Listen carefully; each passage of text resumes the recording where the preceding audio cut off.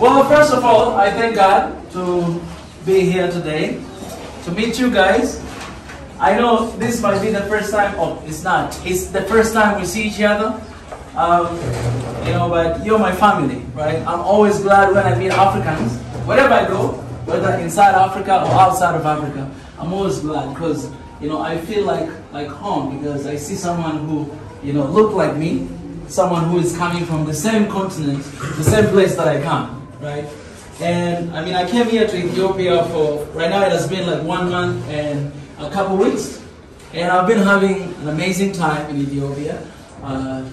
One of my favorite things here is people, first, people. Everywhere I went, everywhere I go, I went to Addis Ababa, I went to Hawassa, I went to Bali, I went to Albamich, I went to Zwai, I believe that's the right pronunciation, and now I'm here in Gonda. Everywhere I went, I saw one thing in common, and that is love and hospitality. Right? I don't know if you guys know about yourself, but all people that I met, I mean, I don't have any bad experience with Ethiopian people so far, since I got here to Ethiopia.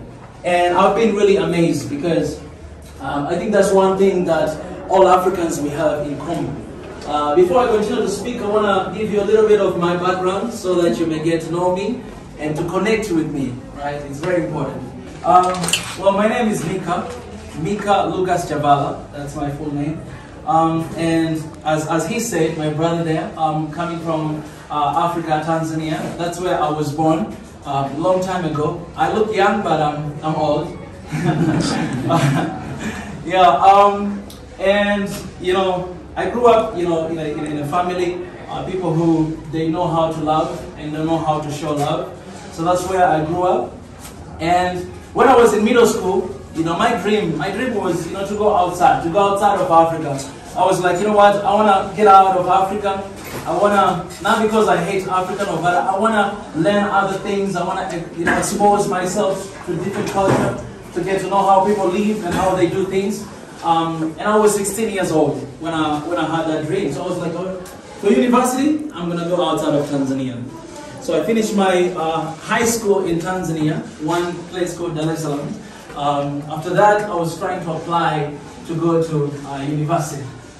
Right? So as I was finishing my last year in high school, I was finding opportunities for scholarship and all those stuff, right? I believe there might be people here who wants to go abroad and to start there later in the future. I was one of them. So as I was finishing my high school, you know, I was applying for a scholarship, and I found this one scholarship of South Korea. You guys, you know South Korea, right? You know South Korea, right? Yes. And one of the reasons why, you know, I'm proud to be here because Ethiopia supported South Korea during the war. You know what I'm saying? So when you go to South Korea right now, I mean, you guys, I know you know my YouTube channel. If you go there, I have one video that I went to this monument that Korean government has specifically built for Ethiopia. So right now, if you go to South Korea, there's this one place that there's an Ethiopian flag and there's a monument. You see all these pictures of all those heroes, Ethiopian heroes, who went like back in the days to support, you know, Asians, Koreans during war. So I was really proud. You know, I'll go back to that story. There's few reasons why I wanted to go to South Korea, because 50 years ago, the history of South Korea is the same as the history of our countries in Africa. Like, South Korea used to be one of the poorest countries in the world, just like 50 years ago, right? So it was the same, like my country and a lot of African countries was actually the same economically. And I wanted to go there. My major is economics, that's what I majored on. I wanted to go there to study, to know like why this country that 50 years ago was the same as Africa, 50 years later it's different, like it's on top there, like it's one of the leading countries. Right, you guys, you know Samsung, you know Hyundai, you know Kia, all those are big companies that are coming from South Korea. And when you go there, the internet is like, speed is like this. It's pretty much the leading country in the world for, you know, speeding up with the, you know, with the internet. So that was one of the reasons to go to find out like why this country has developed so much and why we're not, right? What's the reason? Why these guys, they did it and why we cannot do it? Well, God is good. I got that scholarship. So I went there in 2013 to study economics, and I stayed in South Korea for 9 years. So when I was leaving Tanzania, going to South Korea, I went there as a Tanzanian. Because that's the only thing I knew. I never visited any African country. I went there as a Tanzanian. But the moment I arrived at South Korea, that was February 28, 2013. It was around 2 p.m. in the afternoon. The moment I got there, I was no longer Tanzanian. Because everyone that met me, not my teachers, not my friends, everyone was calling me an African. Was not calling me Tanzanian. The matter of fact, some of people, they didn't even know where is Tanzania. Like, they didn't even know that there's a country called Tanzania. But they started to call me African. And I was really, it was really disturbing me, because I was like, man, I mean, how can you call me African? This is me. I was like, how can you call me African? Like, you think that Africa is just one country, but we have so many countries in Africa. I want you guys to know that I am from this particular place that's called Tanzania. So this is what I did. I knew that people, they didn't know about Tanzania or about even Africa. The only thing out there, people, I mean, they know about Africa or Tanzania or even Ethiopia. They know that, I mean, Africa is poor. You know, Africans, they don't have food. They don't have shoes. Africans, they're beggars. You know, Africans, they're aggressive. You know, they don't know who they are.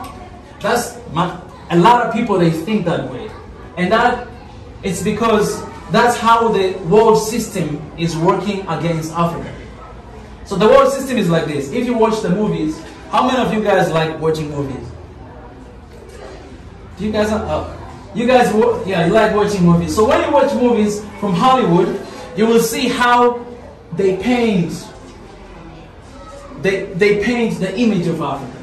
So things that you see on Hollywood movie, you'll see like a lot of Africans, they are like pilots, right, from Somalia. That's what they will show. They will show a lot of jungles, you know, like Lion King and all those stuff, right? And they'll show how like poor this continent is. They will show the wars that are happening in Africa.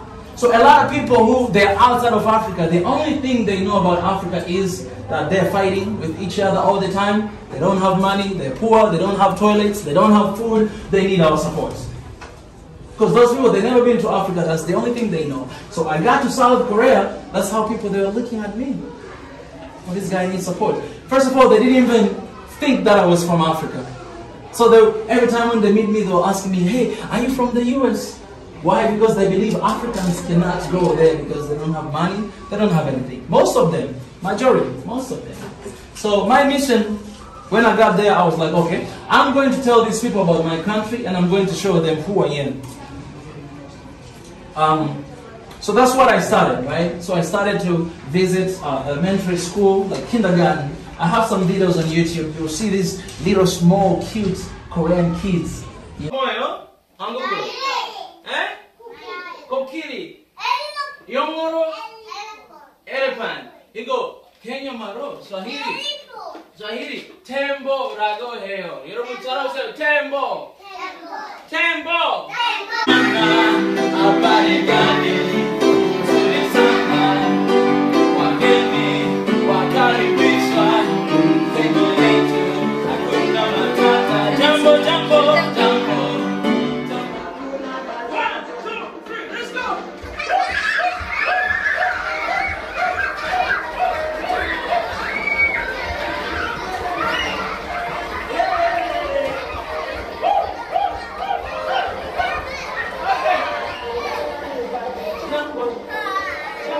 I used to go there to teach them about Africa and my country.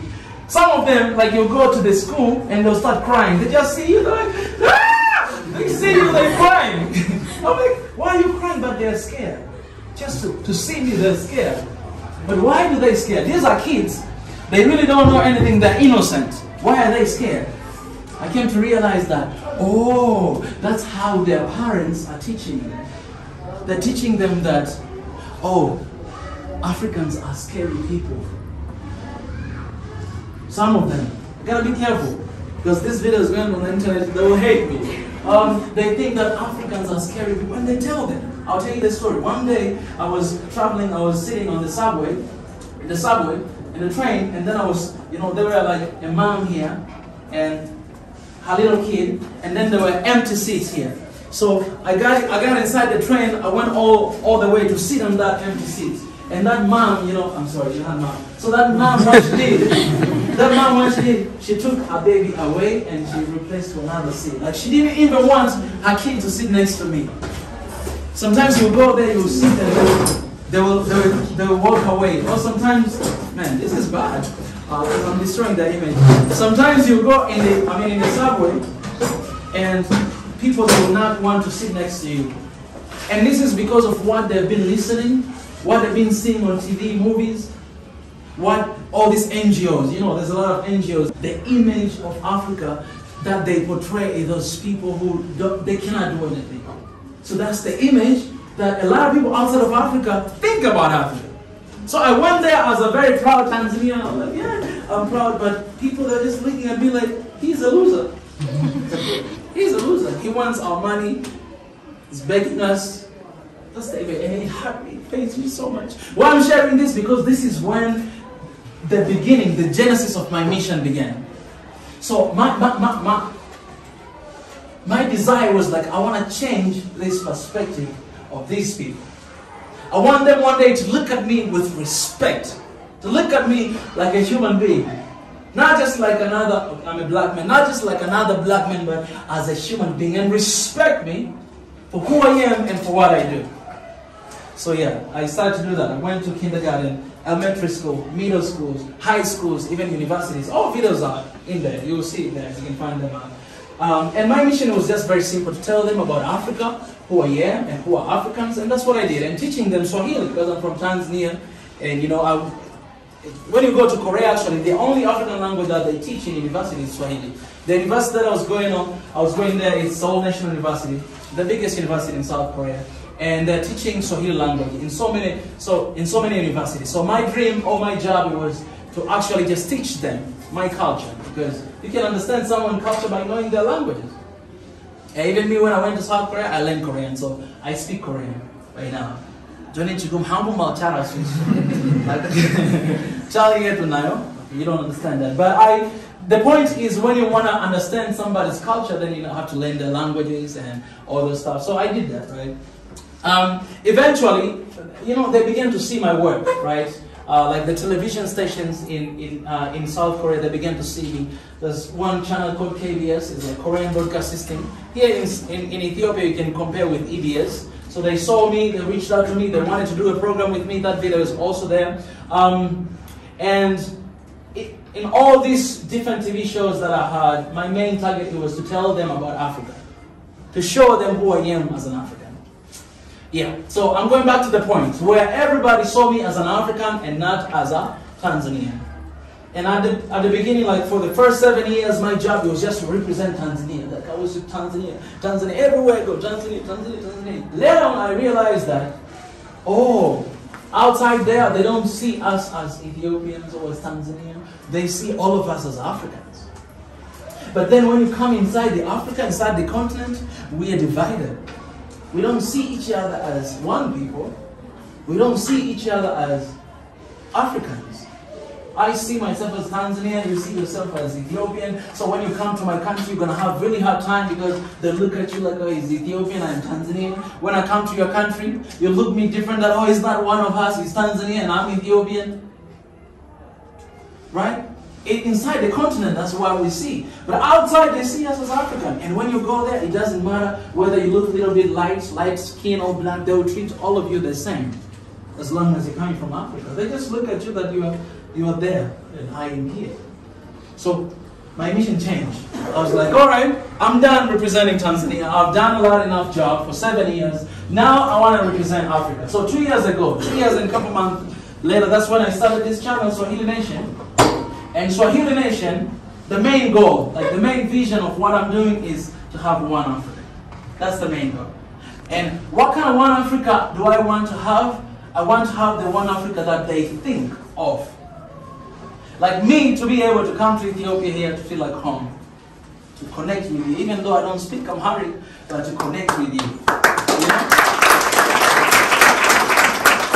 You to be able to go to Tanzania, even though you don't speak Swahili, but to connect with people, because they'll look at you, you're African, I love you. Like, that should be is the only reason for us to connect. Like I look at you, I don't see your skin color, I don't see your tribe, I don't see your nationality. I look at you, I see you like you're African, and I love you, man. You're African. I'm happy, I love you. That's it. That's what I want to see. And that's the mission that I do. And why am I here today to talk to you guys? This is the reason why I'm here. I will give you 3 points. Just 3 points. If you can forget everything I say today, but I want you to remember these 3 points. It's very important. If you write down, please write. The first point. I love you guys because you're African. Is there any non-African here? No? I love you too anyway. So the first point. This is what world says. This is what world, like Westerners and all these people, they say that, this is what they say. They say there is first world country, second world country, and third world country. That's what they say. Alright? The first thing, the first point. Family, I love this. We are all family. African family, okay? Turn to your neighbor and tell him or her that you are my African family. Yeah. Okay, tell them another thing. Yeah, look at them and say, I love you, man. Or if it's a woman, say, I love you, girl. Okay, the first point. The first point. The world says that there is... Okay, I need to category to do like this. I need to put here lies, and I need to put here truth. Alright. The first lie that the world tells us, and most of us will believe that, there is first world country, second world countries, and third world countries.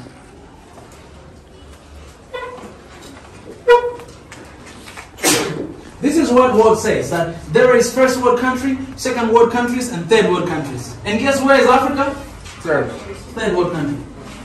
So, this is psychological, like, games, right? That when you think about the US, when you think about the Europe, you think it's the first world country. So, oh, I want to go there. And when you think about Africa, it's the third world country, somewhere down there. It's a lie, guys. There is no such a thing. There's only one world, and that is Earth, the world we're living in, alright? That's the one that God has given us, Earth.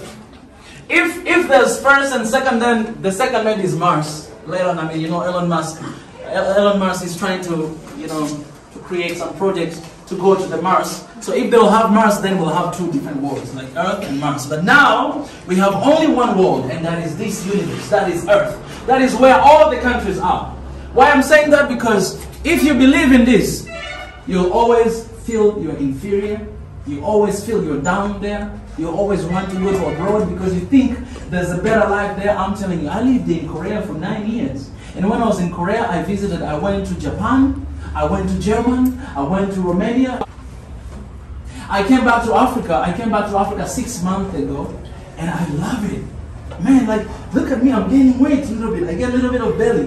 This is how good life is in Africa. Out there, if you are running away from your country to find a better life, there is no better life out there. Guess what? A lot of diasporas, they're trying to come back to Africa because there's a better life here in Africa. I'm telling you, I've seen it. This is lies, and this is truth. Only one word. So when you watch the movie, you meet like a white people or Asian or whatever. Don't think like they're better than you. They ain't better than you. Nobody's better than anyone. We are all created equal. Me and that white man, we are the same. Me and that Chinese man, we are the same. We're created equal. Me and you, we are the same. Regardless of our differences, regardless of whatever we are the same because we are all human beings created by God. Muslims, they say Allah. Oh, He created us equal. There's no such a thing. Second lie. Second lie, they say this, that there is developed countries and there is developing countries. Guess where is Africa? So, you guys, you understand English. Appreciate the teacher. So, here, you see this. This is past tense, right? This past tense, developed. That means they already developed. They got everything figured out. They have everything. They have money, they have science, they have everything. And there's ing here, present, continuous tense. Like, you guys are developing. You're not there yet, but you are developing. So let me tell you this. This is a lie. The truth is, there is only developing countries. There is no developed country. No, I haven't seen it. I haven't seen it. And I'll give you some facts. This is facts. All right. So Niger, you know the country of Niger, right? Niger is one of the beautiful countries. It has uranium. It has a lot of uranium. 40%, guys, 40% of electricity produced in France. 40% of electricity in France, it comes from Niger uranium. 40%, guys, it comes from uranium. 40%, like if you go to France, anybody here has been to France? No? If you go to France, you see that city always light on. Here, I mean, you know, in Africa, all the time, just do your work, the light is off. Electricity is gone. It's gone. But if you go to France, 40% of electricity in France comes from Niger uranium. But guess what? In Niger, more than 86% of people, they don't have electricity. So, you have uranium comes from Niger, and all of it is being used to produce electricity in France. While in Niger, 86% of people, they don't have electricity. So let me ask you a question. In this case, who is developed and who is developing? No, France is developing. Exactly. So if you call yourself that you are a developed country, you are developed. Why you're going to exploit the resources that are in Niger to develop yourself? Why? If today we cut this uranium, we cut it down, that means 40% they're not going to have electricity in France. This is just one example. Another example. Every single year, Africa is losing more than 50 to 100, not percent, more than 50 to 100 US billion, guys, US billion dollars. I don't know how to translate that in Ethiopian money, but more than 50 to 100 US billion. Africa is losing that money every single year. At the same time, in Africa, they get less than 50% every single year, less than 50 US billion every single year as a loans and aids from abroad, from the World Bank, from the World Economic Forum, from the US, from the France. What does that tell you? It tells you that you get the loan, less than 50 billion US dollar, you get a loan, but they take away this one. So I give you like 100 birr, and then I take 100,000 birr away from you. Maybe 1 million birr away from you, because that's how it is. Every single year, guys. So who is developed and who is developing? If you are developed, why you want to exploit Africa? Why you always exploit Africa to develop yourself? You're developed. Leave us alone. We want to develop too. We want to be like you. But it's not true. They want to be like us. All these things are opposite. Like, it's like what they're telling you and how it is, it's opposite. It's not the same. The last one, the last line. They say, this is what they believe. They say, world, all these first world countries, according to them, they say it supports Africa. This is a lie, guys. It's a lie. Nobody's supporting Africa.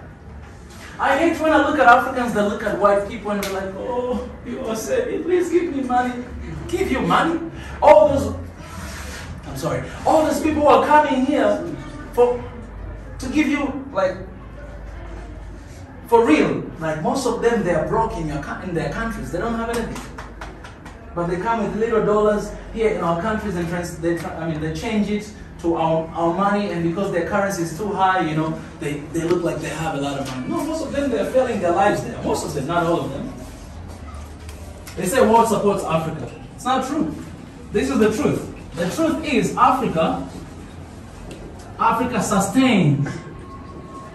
It's not even support. I say support here, but here I'm using sustains. Sustains, it means strengthen physically, and financially and physically sustains, like Africa sustains the world. So this is like, you always see all these NGOs, you see like UN organization, you see all these things, they come and they're like, oh, they're coming to support us, we really need this support, or otherwise you're not going to be developed country. Who told you? It's a lie, first of all. They're not here to support you, but Africa sustains the world. I gave you an example of Niger running. If they stop doing that, 40% they're not going to have electricity. That means they're in trouble.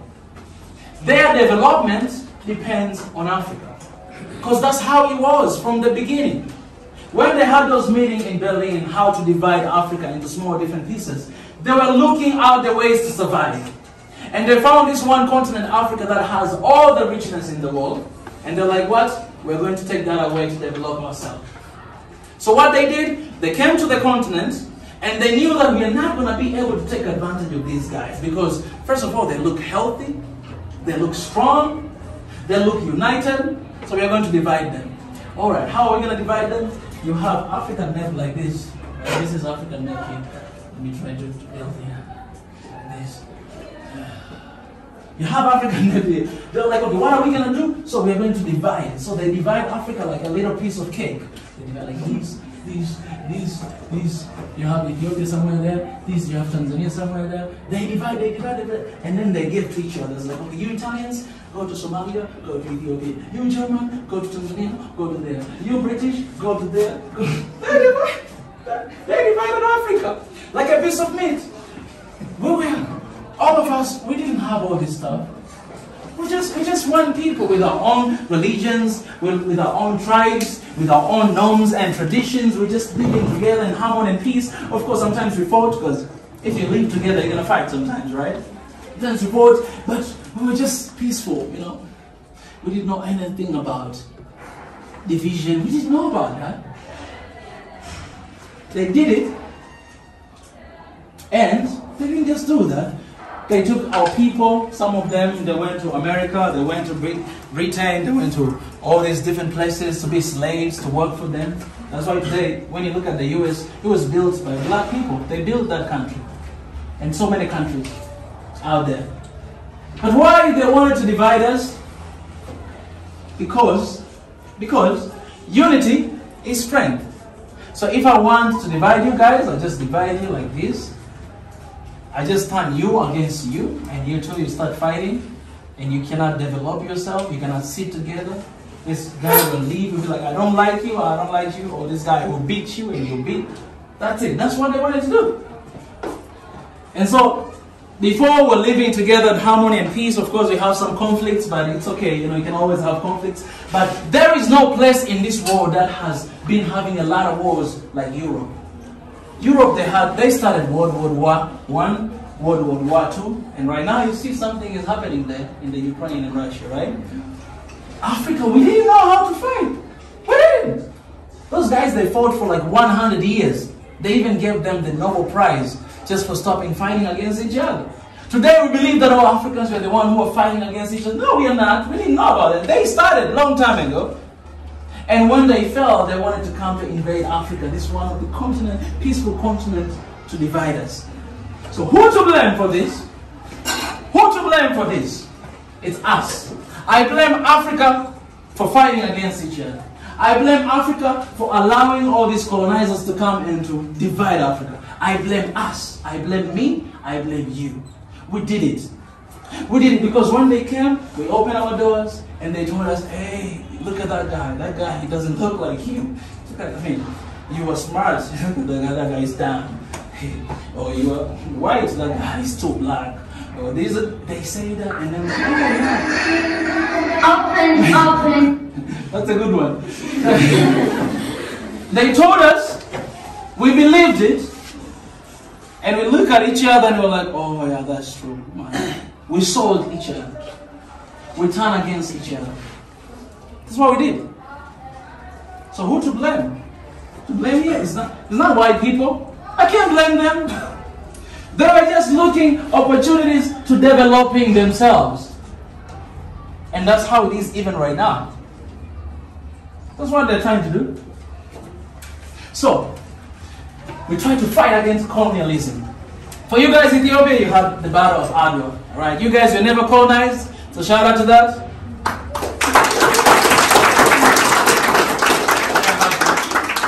The Battle of Adwa. You guys, Italians came and they learned their lessons. Tell them that you Ethiopians from all ethnicity, you guys, you have like 86 different ethnic groups all together. They come together. They're like, you know what? Nobody's going to invade our country. This is Ethiopia. It has been mentioned more than 40 times in the Bible. This is Ethiopia. We're going to defend with everything we got. Ethiopians came together. They started to fight. They beat Italians first time. Italians, they learned their lesson and they left. And then they came back again. They wanted to colonize. But they didn't succeed. Why they didn't succeed? Why do you think they did? You guys are Ethiopian, not me. You guys are Ethiopian. Answer me this question. Why do you think Italians, they didn't succeed to colonize Ethiopia? Why? Anyone? I don't want to talk alone. Yes? Unity. Unity. Give her a round of applause. I'm pretty sure if Italians came and we were divided, only one person was, only one ethnic group was fighting against their man, you guys would have been colonized just like me, or just like other African countries. We came together from all the places, fight. Italians learned their lessons. Of course, a lot of people died. RIP to them. They dismantled a lot of places. I went to Fasil Castle the other day. I saw how it was destroyed by British and Italians as well. I saw it. And a lot of our people died. In my country, a lot of people died. They came, my mom was telling me the story when she was in school. Those guys, those colonizers, they came, those guys back in the days, they came to the school, and then there were a couple of students that they didn't pay school fees. You know what they did? There's just little kids. They took them, they punished them. They're kids. Punished them so bad. Not only that, my dad was telling me a story of this one guy who was hanged like this, and then they put out like water down here. They were burning him like a barbecue. This guy is alive. Burning him like a barbecue. My dad saw it with his own eyes during colonization. A lot of awful things happened. You guys know about the Battle of Adwa. You guys won. But most of African countries didn't win. They were colonized. They fought so hard. A lot of our ancestors died. But because of few African brothers and sisters who turned against each other. They stole each other. Let me finish by saying this. Where we are right now, right? We are here because of the mistakes we have done in the past. And I'm telling you the truth. If you want to see change, I need to see myself as responsible. Like, I am responsible for what has happened. Because those guys, they are dead. They're not alive anymore. But I am here today. Where I am right now is the consequences, the results of what happened in the past. But we are here to create another future. That's what we are creating right now. You guys, after you graduate here, you go. Some of you, you'll be leaders in the government. Some of you, you'll be moms and dads. You'll have kids. Some of you will be CEOs of different companies. I hope you guys are listening to me. So how are we going to live tomorrow? We're going to be able to live tomorrow by preparing that tomorrow today. We have to make decisions today how we want to live. So we are preparing our future for tomorrow. And that's why our mission is to remind all Africans that, okay, Africans, you can be proud of your tribe, you can be proud of your country, you can be proud of your language, you can be proud of everything you have. Be proud of it. I'm proud of Tanzania, I'm proud of my country, I'm proud of my tribe, I love it. But also, I'm proud of Africa. I'm proud of you guys that you won Adwa. I'm proud of Somalia. I'm proud of South Africa, Kenya, all the countries in Africa. I'm proud of them because they're my brothers and sisters. And they came to divide us, to control us, and to rule us. So the only option to reverse that is to come together, to unite, and to survive, and to strive, and to succeed, and to prosper. There is no way for us to prosper if we are not united. My last point. So right now in Ethiopia, right here where I am. I love this country. Guys, I love Ethiopia. You know why? Because Ethiopia is Africa.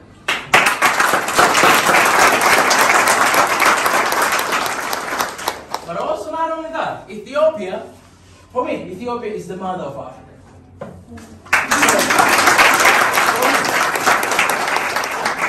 If Ethiopia is the mother of Africa, okay, let's take an example of mother. What mother going through? Mother, you know, she needs to fetch water, she needs to cook. Back in the days, not today. Today, even me, man, I fetch water and cook. Gotta be careful. We might have feminism here. Oh, feminism. They need to fetch water, they need to cook, they need to bear a baby for 9 months. And those 9 months is crazy.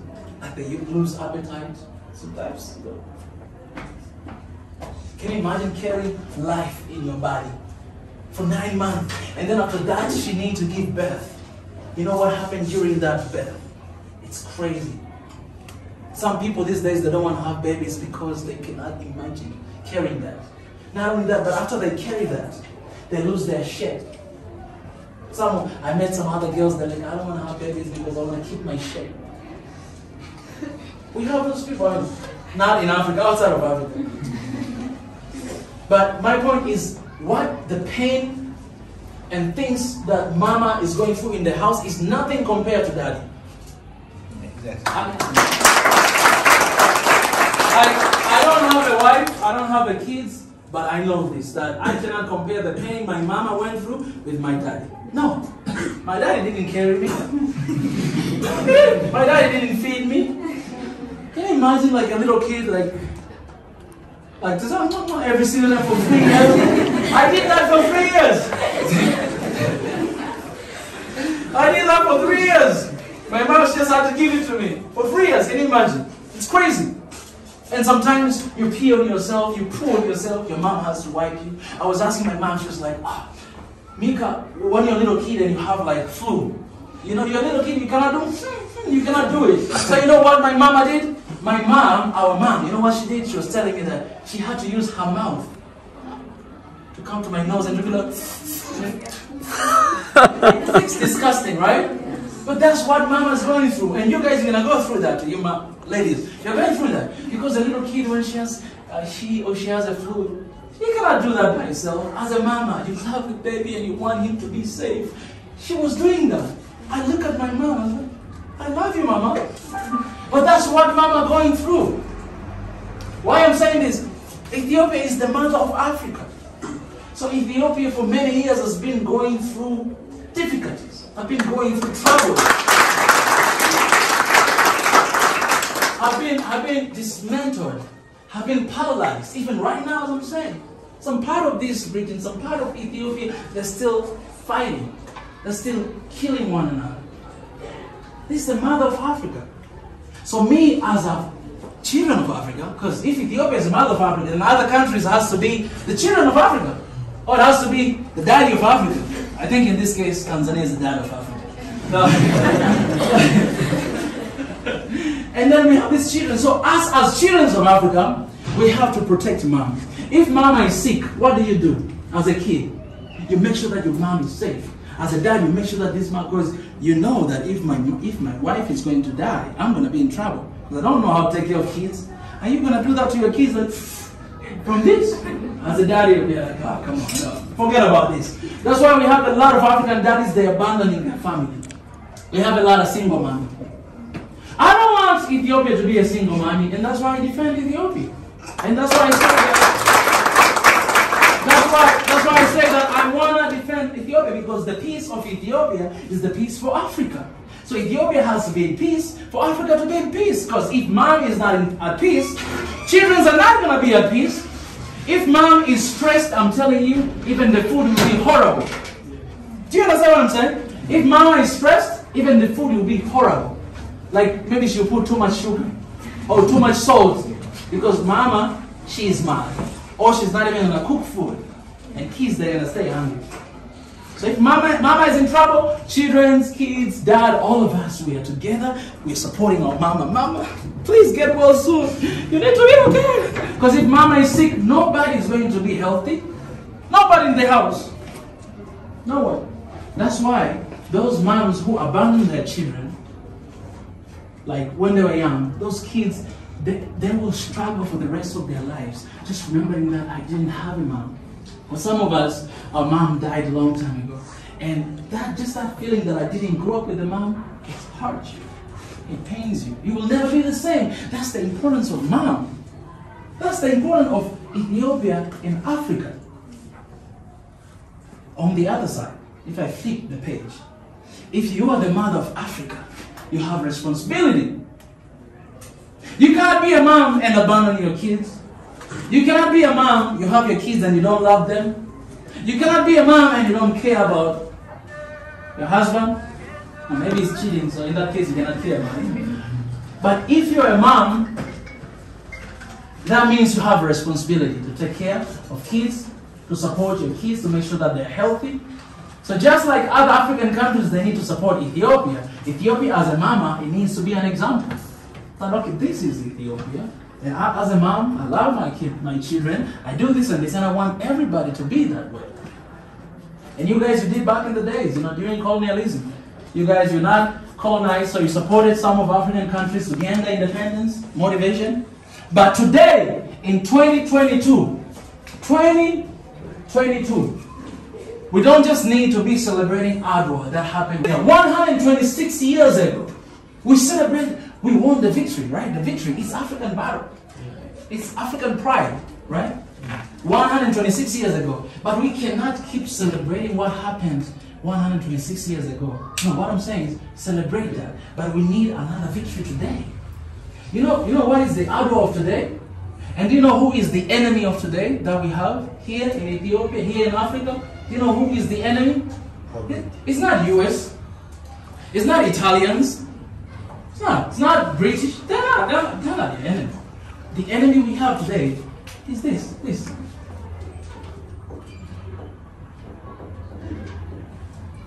is the enemy we have in Africa.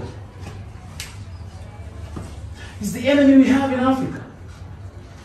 And this, not only in Ethiopia, in so many countries, this is what kills a lot of people. This is what changes a lot of stuff. I know these are sensitive issues and we don't want to talk about it, but that's what I talk every time on that YouTube. Every single day I talk about that. No. This is the enemy. We need another Adwa. We need another victory. And you know what it means? This Adwa, it means that all Ethiopians coming together, regardless of their differences, coming together and fight against this enemy. Get out of here! Get out of here! These are our today's Italians. Today's British. Today's Germans. Today's French. These. Israel. Unless we don't fight against this, I'm telling you, there is no prosperity, there is no peace, there is no love. And most of us, we're just going to run away from our countries to find peace somewhere else. So what can we do? This is what we can do. Right now, right here, you guys, I want you, be proud of who you are, be proud of your tribe, be proud of where you're coming from. But I want you to look another person, first as a human being, second as an African. That's it. That's enough. I don't need to know you where you're coming from. I don't need to know your tribe. I don't need to know that. Like, I don't need to know that, because if I know, maybe I might hate you a little bit. I just look at you, you're not an animal, you're a human being, I love you. I look at you, you're African, I love you. We change that mindset. Some of you are going to have kids. Teach your kids the same thing. I told you how Koreans are teaching their kids. And that it passed along all generations. So you guys are going to have your kids, you're going to have your employee, right? You're going to be bosses of different companies. Teach your employee the same thing. Teach your kids the same thing. Teach your husband, your wife the same thing. Because we need to change this mindset if we want to be safe in the next 20, in the next 30 years later. If we don't do that, I'm afraid we are not going to live like even 20 years. We're not going to reach there, because all of us will be dead by then. All of us, because of this. Because of that. That's an enemy. I hate that. So I hate this guy. I hate him. I hate it because this guy kills my friends. Because this guy destroys my peace. I hate this guy. Of course, I love my tribe. Don't get me wrong, guys. I love my tribe. Love it. Like, love it. Be proud of it. Love it. But you know what is our tribe? This is what I say. They say, my tribe is African. My tribe is one Africa. Because whatever tribe you have, it's coming from Africa. So our tribe, what unites us together? It's Africa. Your tribe is African. I am Africa too. That's our tribe. I'm saying this because I came from Tanzania. Tanzania, we have more than 126 ethnic groups. Those are tribes. It's more than here in Ethiopia. And we have a population of only 60 million people. 126 tribes. We have 126 different languages. Like every tribe you go, they have their own languages. But we know that this is the disease. We know that this is the enemy. So this 126, we don't even know each other's tribe. We don't know. Unless if you ask me where you're coming from, and we don't even care. We are proud. We love each other because we are all Tanzanians, because we are all Africans. We don't care about this. We don't. So I am saying this because I have seen what love, what unity, and what peace can do to people. I'm telling you, in Ethiopia, if there were peace here in Ethiopia, this country would be one of the best countries in Africa. First of all, it would be like leading right there. And in the world, because you guys got everything. You got everything. We got everything. And I'm proud to call Ethiopia home because, man, this place, they got, like you guys, you got everything. No, not you got, we got everything because I'm Ethiopian too. So call me Ethiopian. And my name is... And my name is Haile Jesus. That's my name. That's my name. And I want you guys to call yourself Tanzanians. Look at yourself and say that I am Tanzanian. Come on, say that I am Tanzanian. I am Nigerian. I am Somali. I am South African. I am Egyptian. Oh, I love you guys. That's what we need in African people. That's what we need. Because if you think like that, then you're not going to look at them differently. Me and you don't have any different. We don't have. We are all Africans. We love Africa. I'm Ethiopian. You're Tanzanian. We are African. Yeah, that's it. Game is over.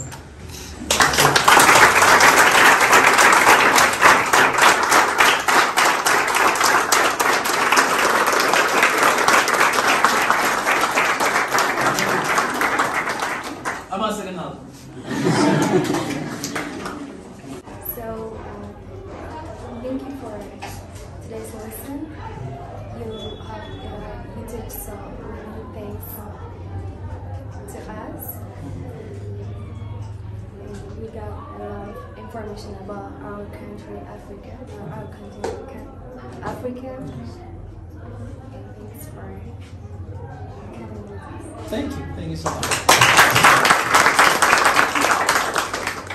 Good afternoon, guys. Yes. Good afternoon. First of all, I want to thank you to be here with us. It is a big honor for us to be here in front of us, and I'm sure all of you are inspired and impressed like me by his speech, because he inspired us and took our idea, our thought to a wider and a very wide place to think as an African. I never thought of myself as an African. I only thought myself as an Ethiopian. So I want to thank you about that. And the thing that I want to ask you is, you told us about these lies and this truth. I want to believe this truth, but the situation we are living here, we are living in now, doesn't allow us to believe this. So how could we believe this? How can we think that there is no three words, there is only one word? And we are also a developing country, not a developing country. Everyone, all of the countries are developing. There is no country developed. And also, we are sustaining the world. Yes. No, we are not. The world is supporting us. Yes. How can we believe, and how can we? How can we believe this idea? That's amazing. So, that's a good question. That's a good question. So for me, the reason why all those countries are developed, one of the biggest reasons is Africa. It's Africa. I told you that people who built US are black people, slaves, who they were taken a long time ago to build that country. And I told you about, France, how much it took. This is just a little example, but there's so many other examples. In Congo, Congo is the richest country in the world because they have all kind of minerals you can mention. The minerals that used to make these phones, like the phones you have, smartphones, are coming from Congo. They're taking it from Congo. But what happened in Congo? In Congo, there people are killing each other every single day. And you have so many international organizations in Congo. What are they doing?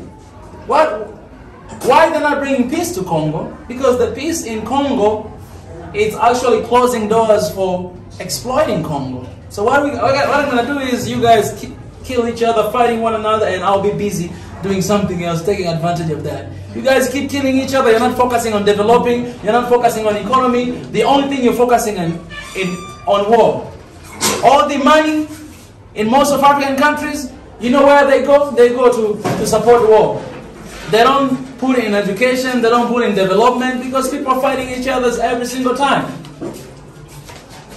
So the reason why we are where we are today, and the reason why Africa it is the way it is, because the system in the world is always designed to dismantle Africa, to change Africa. So not only physically, but also psychologically. So when we believe this, we always, if you believe this, you believe this one, you always want support from the world. And sadly, we have leaders who think that way. They always reach out to ask for loans, to ask for donations. But this is what I say, when you look at Africa, when you look at Ethiopia and Egypt, these are two countries that they have so much richness in culture, heritage. Man, I'm coming from Tanzania, but I came here to Ethiopia. The culture in Ethiopia, man, like the richness in the culture here in Ethiopia, it's crazy. You cannot compare with anyone. You go to the Egypt, you can see pyramids. Those pyramids were built by African people. You see this Fasil castle here. They're building by Ethiopians, by Africans. Long time ago, almost 400 years ago. They designed, architect. Those are kind of design they made, Africans. We were first civilized even before them. They had everything. You can talk about Ethiopian Empire, you can talk about Mali Empire, you can talk about Egypt Empire, you can talk about all these different, they were crazy, great. That's Africa. So if we believe this, then we're coming here. The only thing we need to do is, for example, I say Ethiopia and Egypt, they are very rich in culture. This should be like the center of cultural center in Africa. Ethiopia, Egypt, Somalia, all these countries, they have so much richness in culture. It goes to a lot of years. And you can see even all these religion books, you can find Ethiopia, you can find Egyptian, you can find all these countries you can find because it's so rich in culture. When you go to East Africa, when you go to Tanzania, when you go to Kenya, when you go to South Africa, southern part of Africa, it's so much richness in tourism. You come to Tanzania, you go to Serengeti, you go to Kilimanjaro, you go to Victoria Lake, you go to Tanganyika Lake, you go to Zanzibar, you go to Unguja, Pemba, Mafia. So much heritage in tourism. You go to Central Africa, Congo, they have all the minerals you want. Africa can be the richest continent in the world today if we cooperate together. You come to Ethiopia here, you have a dam, the biggest dam in Africa. You can produce electricity for Ethiopia and for other countries of Africa. And we're no longer going to be in darkness because there's a light. And that lights come from Ethiopia's dam. And even Tanzania also we have dam. We're going to open very soon. Yeah, it's pretty good. So just to wrap up, how are we going to believe this? By learning our history. If you go back to the history, you'll understand that, man, we were developed a long time ago even before them. Who we are. If you know who you are, you're not going to let somebody else tell you who you are. If you don't know who you are, you listen to them. They'll tell you, hey, you know what, you're poor. You know what, you're sick. You know what, you fight with one another. You know what, your religion is better than his religion. All this, you listen to them because you don't know who you are. But know yourself. Know that you're smart, you're beautiful, you're perfect, you're wonderfully and beautifully made by God. Know that you're strong and nobody can take advantage of you. Know that you can do anything. Anything as long as you believe in God and you put effort. You can do anything in this world. Know that, and nobody is going to manipulate you. That's what I can say. Did I answer your question? Yeah.